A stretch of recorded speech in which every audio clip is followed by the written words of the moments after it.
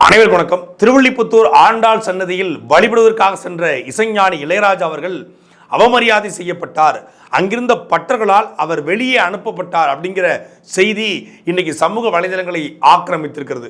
உண்மையிலே இளையராஜாவுக்கு என்ன நடந்தது, எதற்காக அவர்கள் பட்டர்களால் புறக்கணிக்கப்பட்டார், அவருக்கு உண்மையிலே அவமரியாதை நடந்ததா, இளையராஜா தரப்பு என்ன சொல்கிறது, கோவில் நிர்வாகம் தரப்பு என்ன சொல்கிறது, தமிழ்நாடு அறநிலைத்துறை என்ன சொல்கிறது அப்படிங்கிறதா இந்த காணொலியில் நம்ம தெளிவாக பார்க்க போறோம். நீதி வழங்கும் போது அண்ணன் தம்பி சொந்தம் பந்தம் பணக்கார ஏழை எதையுமே பார்க்க கூடாதுடா, நாயத்தை மட்டும் தான் சொல்லணும். இசைஞானி இளையராஜா தமிழ்நாட்டினுடைய ஒரு பெரிய இசை அடையாளம்னு சொல்லலாம். கிட்டத்தட்ட 7000 பாடல்களுக்கு 1500 படங்களுக்கு, அதை தாண்டி சிம்பொனி என்ற ஒரு பெரிய தனித்த இசையை உருவாக்கி கொண்டிருக்கிறார். இன்றைக்கு வரைக்கும் இந்த 50 ஆண்டுகளில் அவரை போல ஒரு இசை மேதை இந்திய உலகில் சொல்லப்போனால் உலகத்தில் கூடிய ஒரு டாப் 10 இசை மேதைகளில் முக்கியமான இடத்துல இசைஞானி இளையராஜா இருக்கார். அவர் வெறும் இசை மேதை என்பதை தாண்டி ஆன்மீகத்தில் மிகப்பெரிய ஒரு ஈடுபாடு கொண்டவர். அவரை பல பேர் சாமின்னு தான் அழைப்பாங்க, அந்த அளவுக்கு ஆன்மீக பற்றோடு இருக்கக்கூடியவர். அப்படிப்பட்ட இசைஞானி இளையராஜா அவர்கள் தேவாரம், திருவாசகம் இதையெல்லாம் சிம்பொனி இசையில் தனித்த இசையில் உருவாக்கிக்காரு. திருவாசகத்திற்கு இசை வடிவில் உயிர் கொடுத்தவர் அப்படின்னு சொல்லலாம். அப்படிப்பட்ட இசைஞானி இளையராஜா திவ்ய பாசுரம் என்று அவருடைய இசையில் உருவாக்கப்பட்ட பாசுரம் ஆண்டாள் சந்நிதியில் பாடப்படுகிறது. அது ஒரு நடன நிகழ்ச்சியாக நடைபெறுகிறது. அதை காண்பதற்காகவும் ஆண்டாளை தரிசிப்பதற்காகவும் திருவில்லிபுத்தூர் ஆண்டாள் கோயிலுக்கு போகிறாரு. காலையில் அதிகாலையில் போகிறாரு. போகும்போது அவர் மட்டும் தனித்து போகல, கூட ஸ்ரீ ஸ்ரீ சடகோப ராமானுஜ ஜீயர் போகிறாரு. அதே போல் மணவாள மடத்தை சார்ந்த ஸ்ரீ ஸ்ரீ ஸ்ரீ சடகோப ராமானுஜ ஜீயர் அவர்கள், அது 3 ஸ்ரீ, அவரும் போகிறாரு. 3 பேர் சேர்ந்து போகும்பொழுது அந்த அர்த்த மண்டபம் என்று அழைக்கப்படுகிற கருவறைக்கு பக்கத்தில் இருக்கக்கூடிய இடத்து வரைக்கும் இளையராஜா உள்ளே போயிடுறாரு. கருவறைக்கு உள்ளே போகலை, அந்த மண்டபத்தில் நிற்கிறார். அந்த மண்டபத்திலிருந்து அவர் வெளியேற்றப்படுகிற ஒரு காட்சி தான் சமூக வலைதளங்களில் வெளியாகிருக்கிறது. அப்போ அங்கே இருக்க பட்டரும் இளையராஜாவும் ஏதோ ஒரு சின்னதாக பேசிக்கிறாங்க. ஒரு சின்ன ஒரு விவாதம் போல் நடைபெறுகிறது, உரையாடல் நடைபெறுகிறது. அந்த உரையாடலுக்கு பிறகு திரும்பி வெளியே இளையராஜா, அந்த சடகோப ராமானுஜ ஜீயர் இவங்க எல்லாம் வழிபட்டுட்டு திரும்பி வராங்க. அப்போ கருவறைக்குள்ளே இளையராஜா நுழைய முயன்றார். அவரை தடுத்து நிறுத்தினார்கள் பட்டர்கள் என்பது தான் செய்தியாக வெளியே வந்துச்சு. அங்கே இருக்க ஜீயர்கள் தடுத்ததுனால இளையராஜா வெளியே வந்தார் அப்படிங்கிறது செய்தி. இளையராஜா அவர்கள் அந்த அர்த்த மண்டபத்திலேயோ இல்லை கருவறையிலோ நின்னா அந்த கோவிலுடைய புனிதத்தன்மை கெட்டு போயிருமா? இளையராஜாவை விட இங்கே ஒரு ஆன்மீக பற்றாளர் இருக்காங்களா? அந்த அர்த்த மண்டபம் என்பதே கிட்டத்தட்ட கருவறை போலதான் கருதப்படுகிறது. அதற்குள்ள இளையராஜா அவர்கள் தெரியாமல் உள்ள வந்துட்டார், ஜீயர்களோடு சேர்ந்து உள்ள வந்துட்டார், அதனால் நாங்கள் அவர் வெளியே போக சொன்னோம் அப்படின்னு கோவில் நிர்வாகம் தரப்பில் சொல்லியிருக்காங்க. ஜீயர்கள் தரப்பில் யார் இந்த ஜூயரு? ஐயர் நமக்கு தெரியும், அது ஜூயரு இந்த ஐயரை விட உயர்ந்தவங்களாம், அதனால் ஜூயர்னு வச்சுருக்காங்க. அவங்களாம் சைக்கிள் செயின் சோடா பாட்டெலாம் சுற்றக்கூடியவங்க.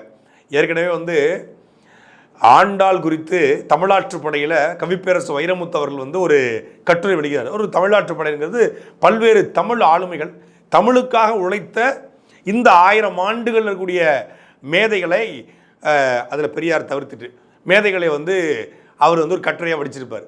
அதில் ஆண்டாளை குறித்து பேசும் பொழுது கல்கத்தாவை பூர்வமாக கொண்ட சுபாஷ் சந்திர மாலிக் என்பவர் தன்னுடைய ஆய்வு கட்டுரையில் திருவரங்கத்தில் ஆண்டாள் தன்னுடைய இறுதி காலத்தில் தாசியாக இருந்தார், தாசினா அன்னைக்கு உயர்ந்த சொல்லு, இன்னைக்கு தவறான சொல்ல போயிடுச்சு, தாசியாக இருந்தார் என்று குறிப்பிடுகிறார் என்று சுபாஷ் சந்திர மாலிக் குறிப்பிட்டார் என்று வைரமுத்து குறிப்பிட்டார். உடனே வைரமுத்து ஆண்டாளை தாசின்னு சொல்லிட்டாரு, ஆண்டாளை இழிவுபடுத்திட்டாரு என்று ஹெச்ராஜாவில் ஆரம்பித்து பல பேர் வானத்துக்கு பூமிக்கும் குதிச்சாங்க. அப்போ அதே இந்த திருவிழிபுத்தூர் அந்த ஜூயர் இருக்கார் இல்லையா, ஜூயர், அந்த ஜூயர் என்ன பண்ணாப்புல, நாங்களும் பாட்டில் வீசுவோம், நாங்களும் சோடா பாட்டிலாம் சுற்றுவோம், எங்களுக்கு சுத்தரியாதா அப்படின்னு சொல்லி ஆள் ஒரு 4 அடி இருப்பாப்புல ஆள்.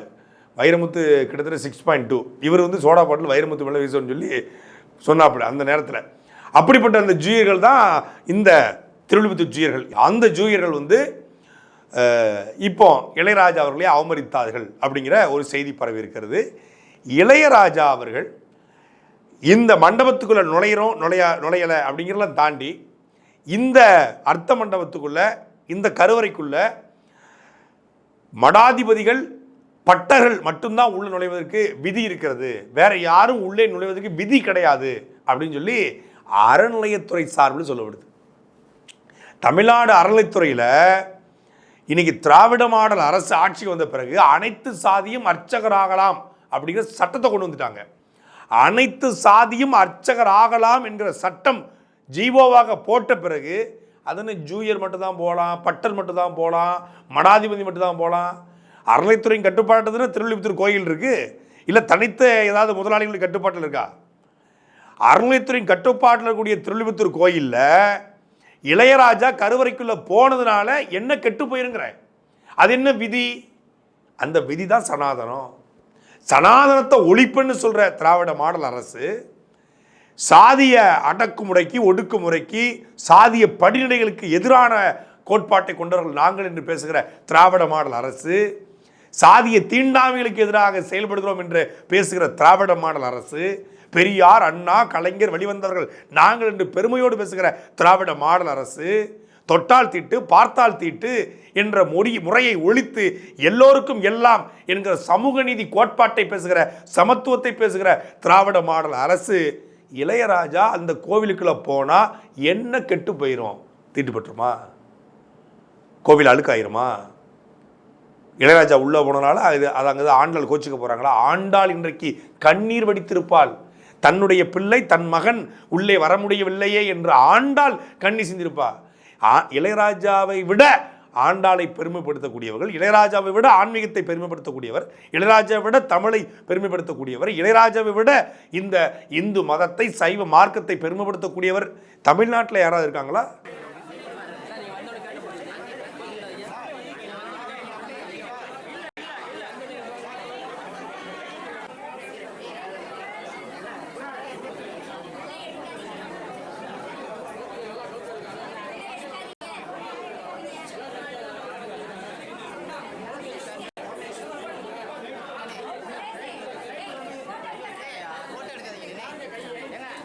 கோவில் கருவறைக்குள்ள பட்டர்களும் மடாதிபதிகளும் தாண்டி யாரும் செல்லக்கூடாது என்பது விதி என்று ஜூயர்களும் சொல்றாங்க, கோவில் நிர்வாகம் சொல்லுது, தமிழ்நாடு அறநிலைத்துறை சார்பாகவும் சொல்லப்படுது. எல்லோரும் ஒருமித்த குரலை ஒலிக்கிறாங்க.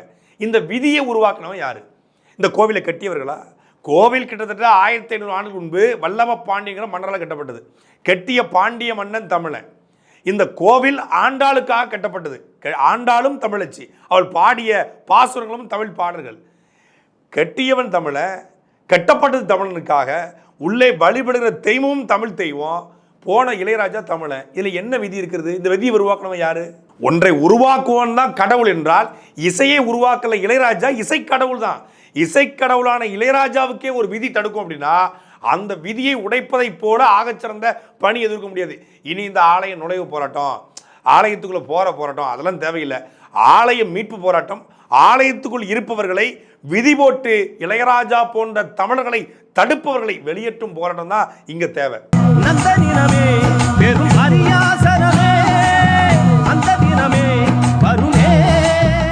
மடாதிபதிகள் அர்ச்சகர்கள் பட்டர்கள் உள்ள போக முடியும், ஆனா இளையராஜா போக முடியாதுன்னா ஏன் போக முடியாது?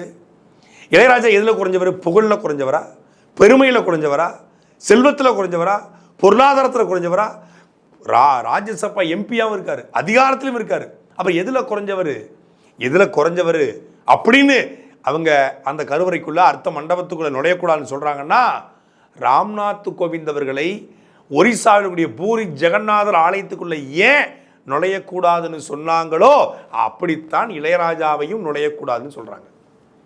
இளையராஜா வம்படியா போகல, எதர்ச்சியா போறாரு. அவர் இந்த ஐயர்களை, ஜூயர்களை, மடாதிபதிகளை, அச்சர்களை, பட்டர்களை எல்லோரையும் மதிக்கக்கூடியவர், எல்லோரும் நட்புறவோடு பூணக்கூடியவர். அவர் இன்னும் இதற்கு எதிரான ஒரு கோட்பாட்டை கொண்டு வர முடியாது, நாத்திகவாதி கிடையாது, முழுமையான ஆன்மீகவாதி, எல்லோரும் இணக்கமாக இருக்கக்கூடியவர். அதே போல குடியரசுத் தலைவர் ராம்நாத் கோவிந்த் அவர்கள் புகழின் உச்சி தான்.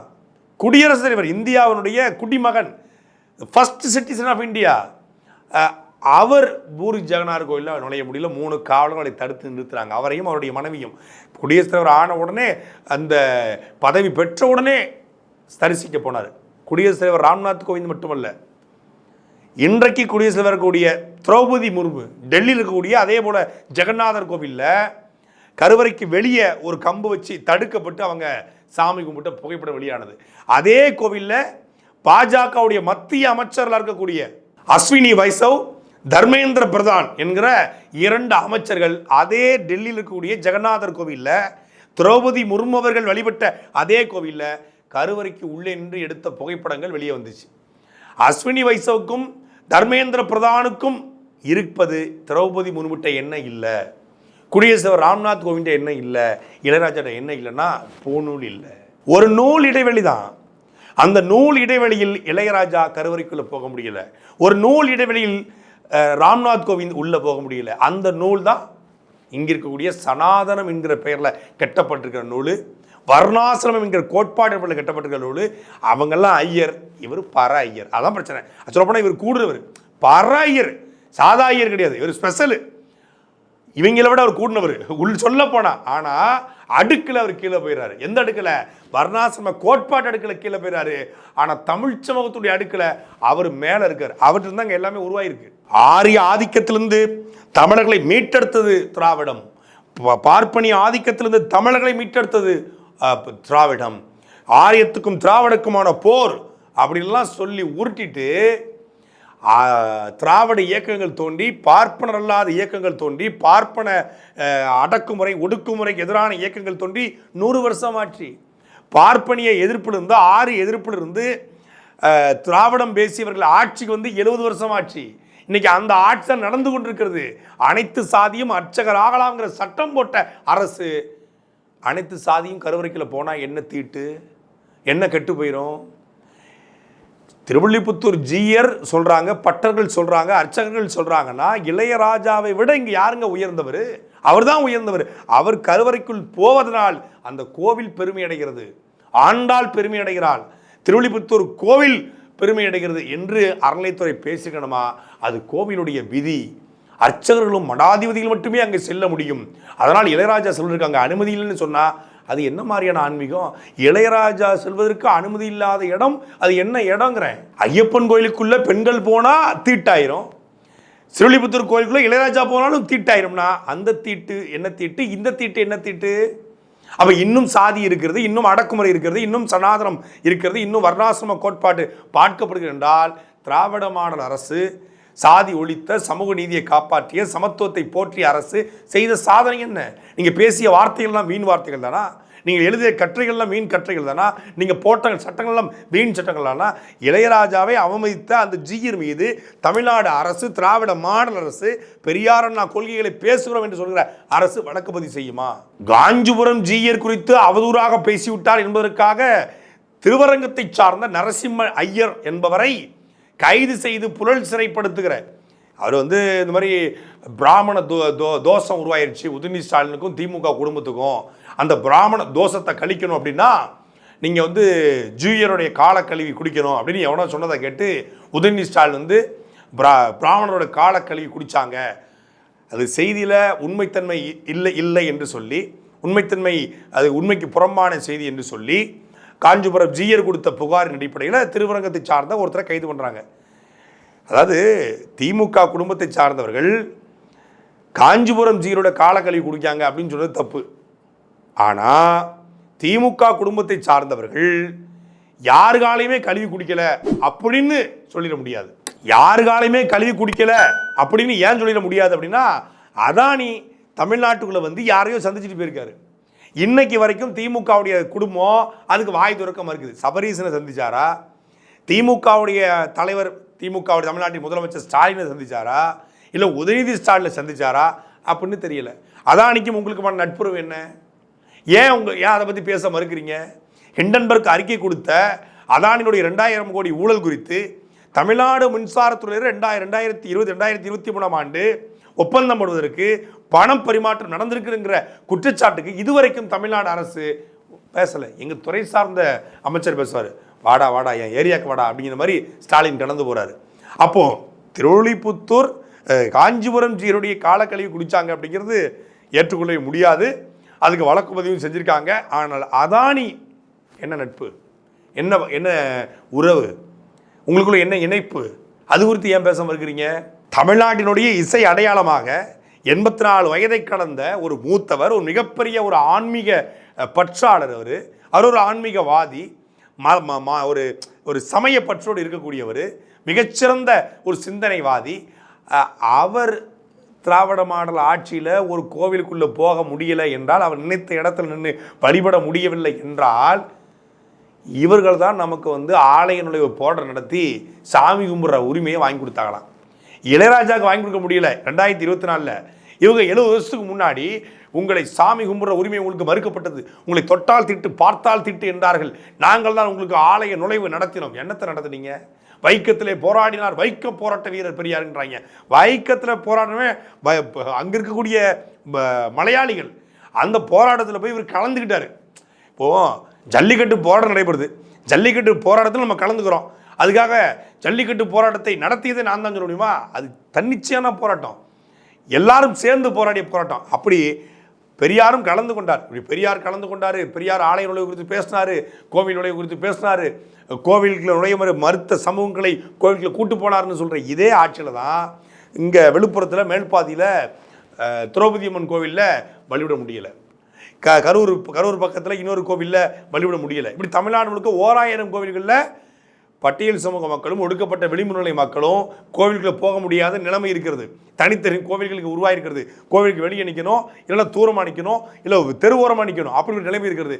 அது எப்படி பட்டியல் சமூக மக்களுக்கு அந்த நிலைமை இருக்கிறதோ அப்படித்தான் நீ என்னதான் வசதியானாலும், நீ என்னதான் 7000 பாட்டுக்கு இசையமைத்தாலும், நீ என்னதான் 1500 படங்களுக்கு இசையமைத்திருந்தாலும், என்னதான் நீ சிம்பொனியில் மிகப்பெரிய கெட்டிக்காரராக இருந்தாலும், என்னதான் நீ தேவாரம் திருவாசகத்தை இசை வடிவில் கொடுத்திருந்தாலும், நீ 3 வேளை சாமி கும்பிட்டாலும், 5 வேளை உன் வீட்டில் பூ போட்டு சாமி கும்பிட்டாலும், நீ இறைவனே கதின்னு கிடந்தாலும், நீ பட்டையடித்து நீ சபைவரி நிலைக்கு மாலையிட்டு சென்றாலும், நீ பட்டியல் சமூகத்தை சார்ந்தவன் தான், நீ ஒடுக்கப்பட்டவன் தான் என்று இளையராஜாவாக இருந்தாலும் அவமதிக்கப்படுவார் என்பதற்கு இது ஒரு சான்று.